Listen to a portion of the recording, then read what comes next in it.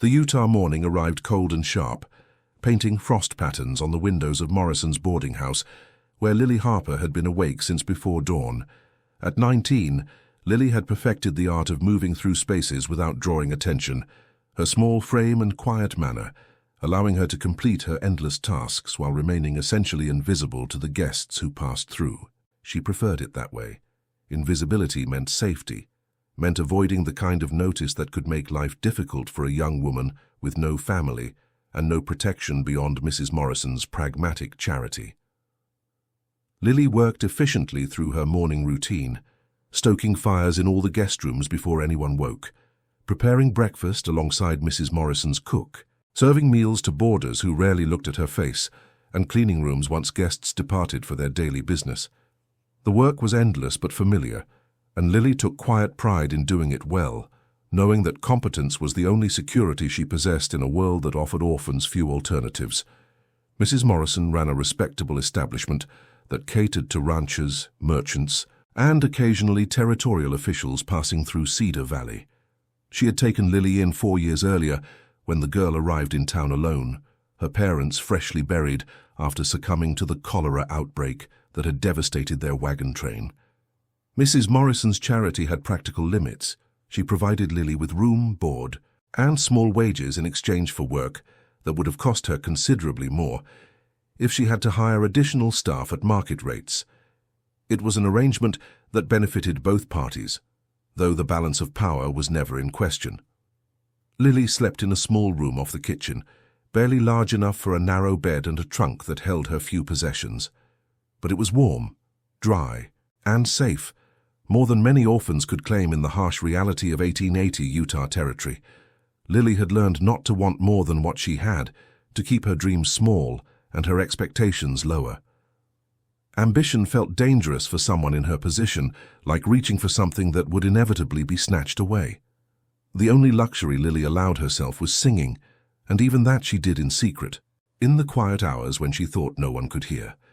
The songs were all she had left of her mother, old melodies from Ireland and Scotland that her mother had learned from her own mother, passed down through generations of women who had carried their music across oceans and continents.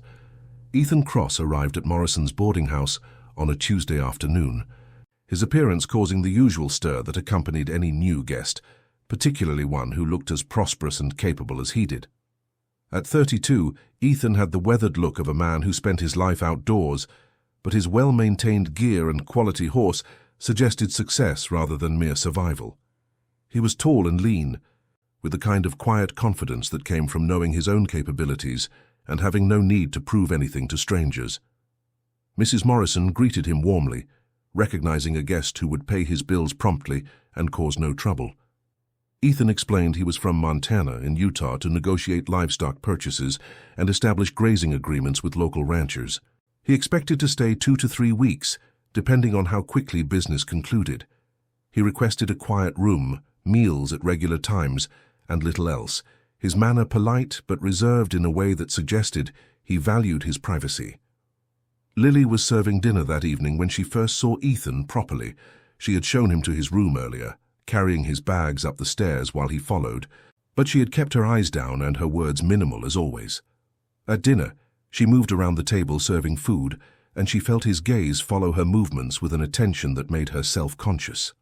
Unlike most guests who looked through her as if she were part of the furniture, Ethan seemed to actually see her, though he said nothing beyond a quiet thank you when she filled his coffee cup.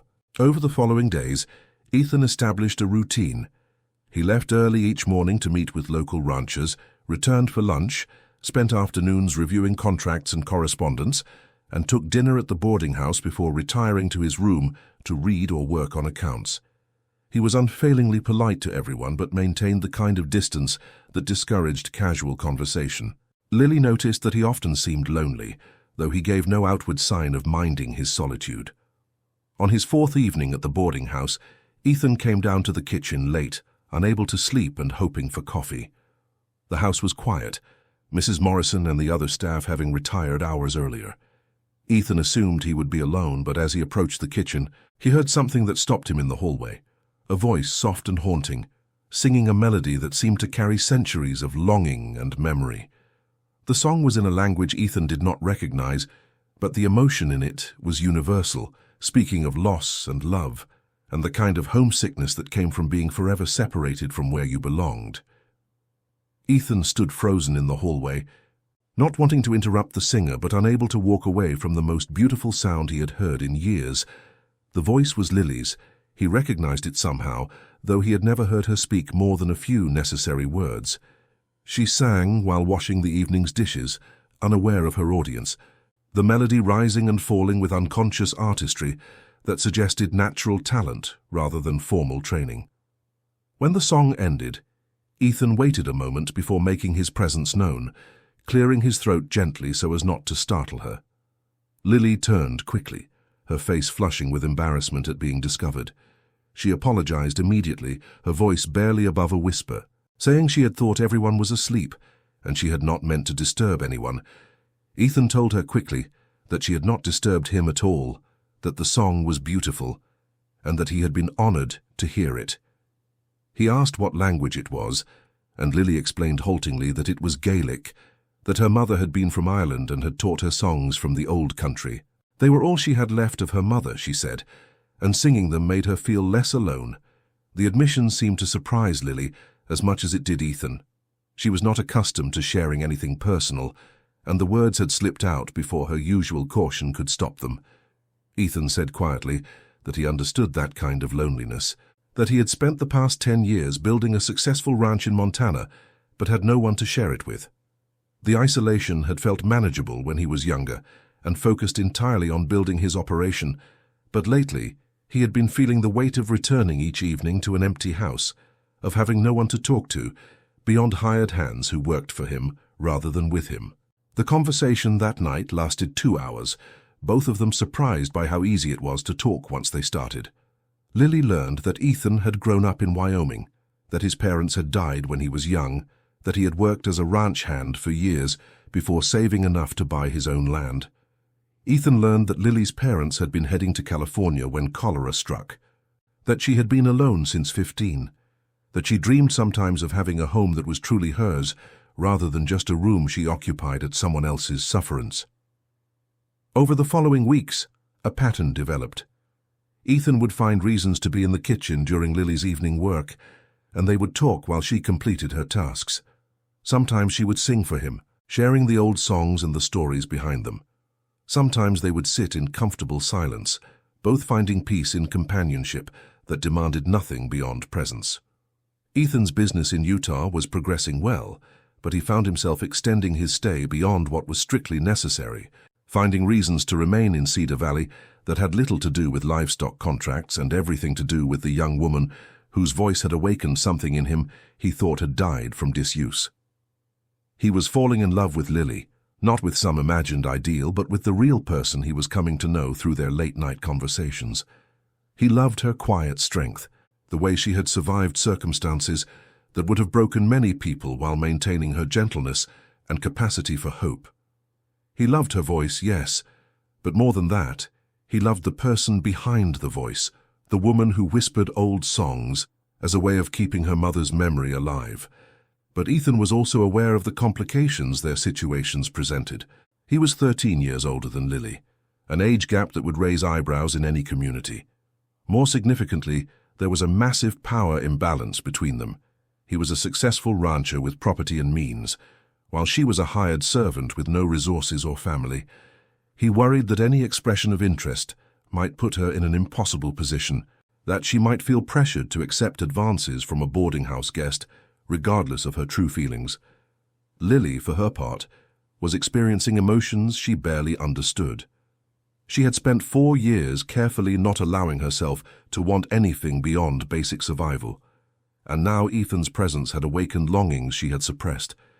She found herself thinking about him constantly, looking forward to their evening conversations with an anticipation that frightened her with its intensity. But she also recognized the impossibility of her situation. Ethan was a guest who would eventually leave, returning to Montana and his life there. She was hired help with no prospects beyond continuing to work for Mrs. Morrison until she was too old to be useful. Allowing herself to care about Ethan felt like setting herself up for heartbreak. The tension between what they were both feeling and what neither felt safe expressing created an atmosphere of charged restraint during their time together. Their conversations grew more personal, their silences more comfortable, but neither crossed the line into open acknowledgement of attraction. Mrs. Morrison had noticed Ethan's interest in Lily, observing their evening conversations with a combination of concern and calculation. She took Lily aside one afternoon and warned her not to get ideas above her station, that men like Ethan Cross did not marry hired girls, and that allowing herself to hope for anything beyond her current circumstances would only lead to disappointment or worse. Mrs. Morrison's warning was delivered as pragmatic advice rather than cruelty, but it hit Lily hard, confirming her own fears about the impossibility of anything real developing between her and Ethan. Ethan's final contracted business in Cedar Valley was concluding, and he could no longer justify extending his stay without admitting his real reason for remaining. He needed to make a decision: return to Montana and the lonely but secure life he had built, or take the risk of being honest about his feelings and seeing if Lily might share them. The prospect of vulnerability terrified him in ways that harsh winters and dangerous work never had, but the thought of leaving without at least trying felt worse. He found Lily in the kitchen one evening, later than usual, after everyone else had retired. She was not singing that night, just working in silence, and he could see tension in her shoulders that suggested she was also struggling with something difficult. Ethan decided that honesty, regardless of outcome, was better than the regret of never speaking. He told Lily directly that he needed to say something before he left Utah, and that he hoped she would listen before responding. He said that he had come to Cedar Valley planning to conduct business and return home, but that meeting her had changed everything. He told her that he found himself thinking about her constantly, that her voice had awakened something in him that he had thought was dead, but more importantly, that getting to know her had made him realize how profoundly lonely his life had become.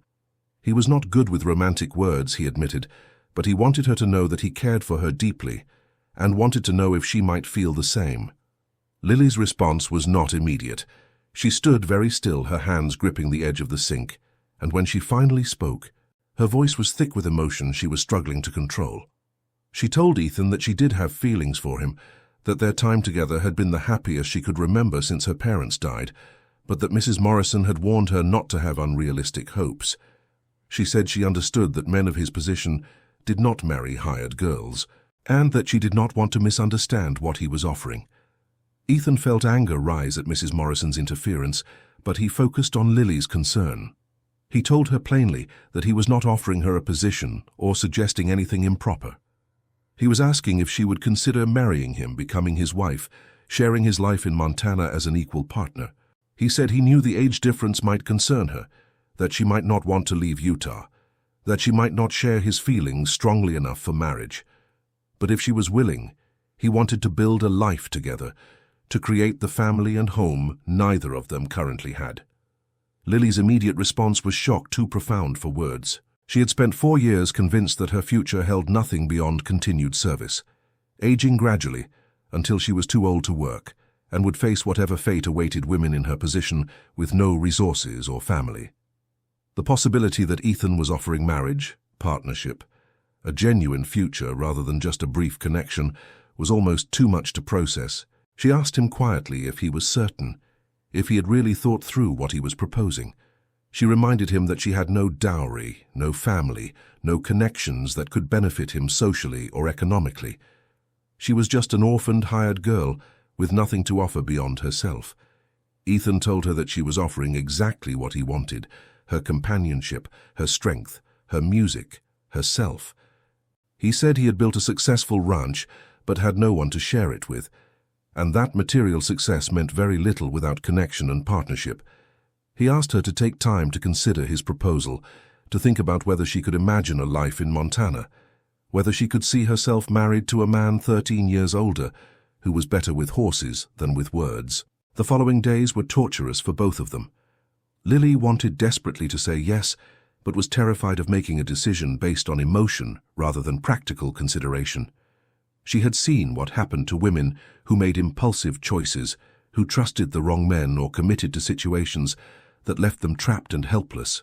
Mrs. Morrison, sensing something significant was developing, cornered Lily, and warned her more directly that Ethan would likely leave Utah having had his entertainment, and that Lily would be left with a damaged reputation and no prospects. Mrs. Morrison's concern came from genuine, if limited, care. She had seen young women ruined by promises from men who left them behind, and she did not want her hired help to become unmarriageable or worse, pregnant and abandoned. But Mrs. Morrison also had economic concerns. Lily was valuable help who worked for minimal wages, and losing her would create staffing problems Mrs. Morrison did not want to address. Ethan, meanwhile, had begun making concrete plans, writing to his ranch foreman to prepare for his return with a wife, arranging for marriage in Cedar Valley before their departure, and purchasing supplies that would be needed.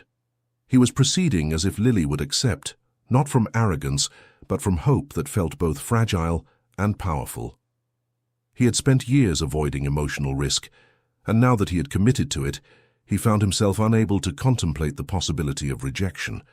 The crisis came when Mrs. Morrison confronted Ethan directly, telling him that his attentions to Lily were inappropriate and potentially harmful. Mrs. Morrison's confrontation with Ethan was direct and, from her perspective, protective. She told him that Lily was a naive young woman who did not understand the ways of the world, that whatever he thought his intentions were, he was taking advantage of someone with no family to protect her interests. She said that if he cared about Lily at all, he would leave her to the secure if modest life she had at the boarding house, rather than making promises he would not keep, or even if genuine, offering her a life that would isolate her on a remote Montana ranch, far from anything familiar. Ethan listened calmly to Mrs. Morrison's lecture, then responded with controlled passion. He told her that he understood her concerns were at least partly genuine, but that Lily was 19 years old and capable of making her own decisions about her future.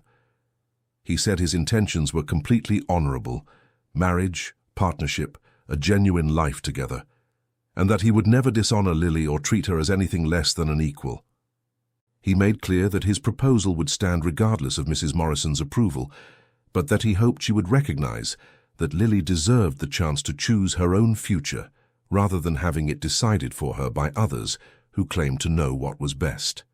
The confrontation reached Lily through the boarding house walls, as such things always did in close quarters. She heard enough to understand that Ethan was defending not just their potential future, but her right to make her own choices. That realization, more than anything else, helped her decision crystallize. For 4 years, Lily had accepted that her life would be decided by circumstances and other people's convenience. She had survived by not wanting, by not reaching for anything beyond basic security. But Ethan was offering her more than security. He was offering partnership, respect, the chance to build something together, rather than just exist in spaces other people controlled. That evening, Lily found Ethan on the boarding house porch, where he sat watching the Utah sunset and trying to come to terms with the possibility that his proposal might be rejected. Lily sat beside him, and after a moment of gathering courage, told him that her answer was yes.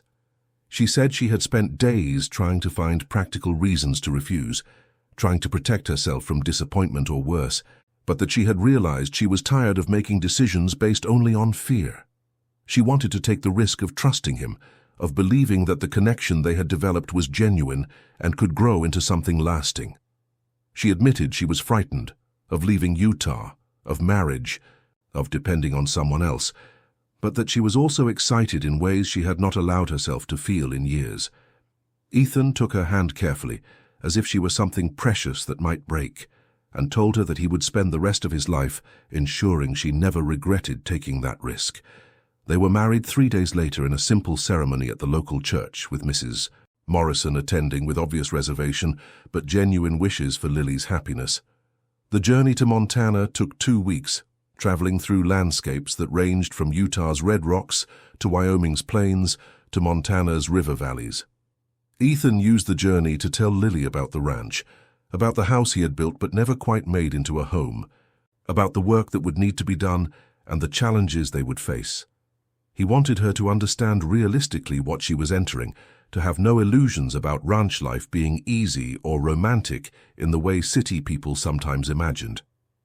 Lily listened and asked questions, learning about cattle and horses, about the rhythms of ranch life, about the hired hands who worked for Ethan and would now be working with both of them.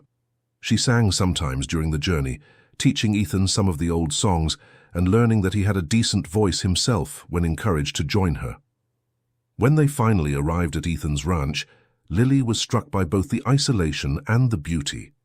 The house sat in a valley surrounded by mountains, with good grazing land and access to water that made it valuable property. The house itself was solidly built but sparse, clearly the work of a man who built for function rather than comfort. Lily could see immediately how it could become a real home with care and attention, and she felt excitement at the prospect of making it theirs together rather than just his. The first months of marriage were an adjustment for both of them. Ethan had lived alone for so long that sharing space and decisions required conscious effort. Lily was learning to see herself as partner rather than servant, to express opinions and preferences rather than just adapting to whatever was needed. They had disagreements and misunderstandings, moments when their different backgrounds and experiences created friction, but they also had genuine partnership, working together on the ranch, making decisions jointly, building trust through shared effort and honest communication. Lily's voice became part of the ranch's soundscape. She sang while working in the house, while helping with horses, while cooking meals for the hired hands, who quickly learned to time their visits to the main house to coincide with her baking.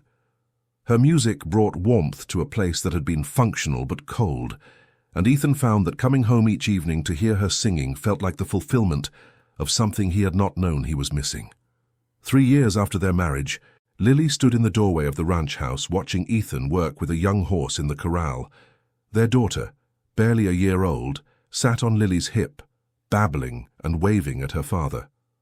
Lily was pregnant again, and the house that had seemed so sparse when she arrived was now filled with the comfortable clutter of family life, children's things, books, the piano Ethan had surprised her with on their second anniversary. Lily thought sometimes about the girl she had been at Morrison's boarding house, whispering old songs in the kitchen and believing her future held nothing beyond more of the same. That girl had been so afraid to hope, so convinced that wanting anything was dangerous, that she had almost let fear prevent her from accepting the greatest gift of her life. She was grateful every day that Ethan had heard her singing, that he had seen her when she was trying to be invisible, and that he had been brave enough to say the words that changed everything. "I want you." The songs Lily sang now included the old ones her mother had taught her, but also new melodies she was creating, songs about Montana and mountains, about building a life and raising children, about love that grew from genuine partnership rather than just passion. She taught these songs to her daughter, passing on the tradition of women carrying music through generations, creating new verses for changed circumstances, while honoring the old melodies that connected them to their past. Ethan sometimes joined her now, his deeper voice harmonizing with hers as they sang together in the evenings after the children were asleep. They had built exactly what neither of them had dared hope for when they met, a family, a partnership, a home that was defined not by walls, but by the love and respect they shared. And on quiet nights when Lily sang the old Irish songs that had first drawn Ethan to her, she did not whisper them in secret anymore, but sang them freely, her voice carrying across the Montana Valley, as testimony to the truth that sometimes the most beautiful songs are the ones we finally feel safe enough to share.